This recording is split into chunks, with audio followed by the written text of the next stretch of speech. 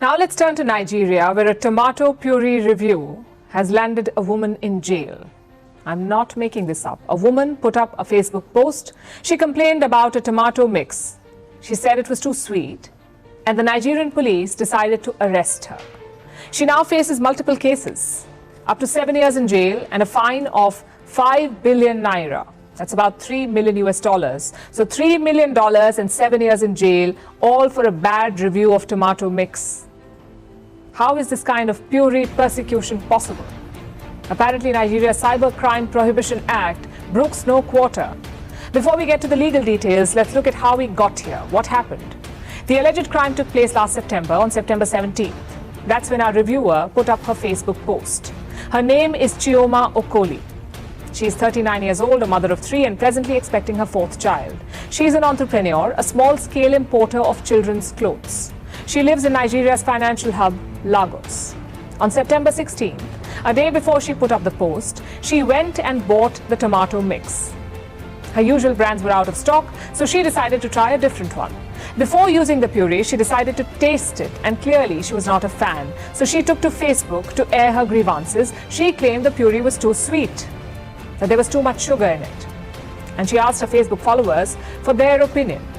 Now this set off a furious online debate, apparently with the puree maker's relative, or at least an ardent fan, someone calling themselves Blessing. Now Blessing began the accursed chain of retribution.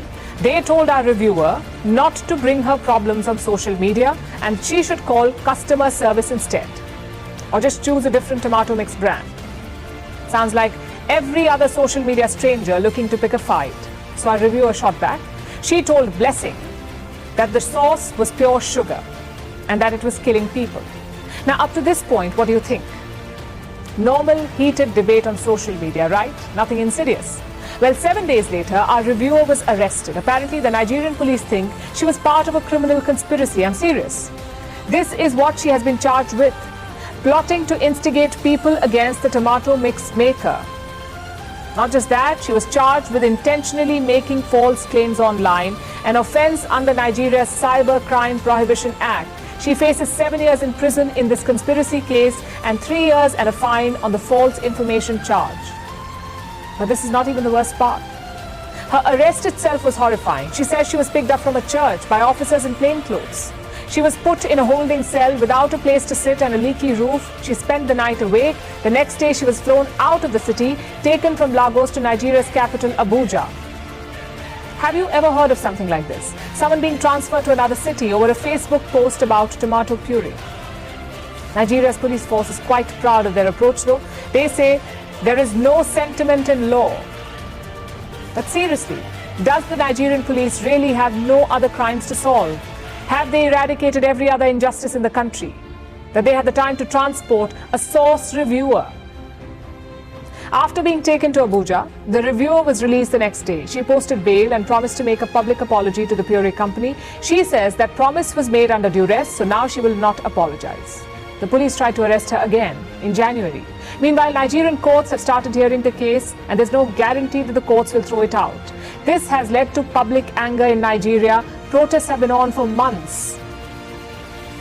The authorities are not budged though. There are limits to the freedom of speech and expression, and in Nigeria, a bad tomato puree review breaches that limit. Now, we believe that cyber crimes and hate speech should be prosecuted anywhere in the world. But this does not sound like one of those incidents. It's a farce, a vegetable vendetta, and a company being too sensitive and vindictive. No one should be fined or jailed for a bad review. Hopefully, Nigeria's courts recognize this for what it is, a case of sour grapes, or should I say, rotten tomatoes.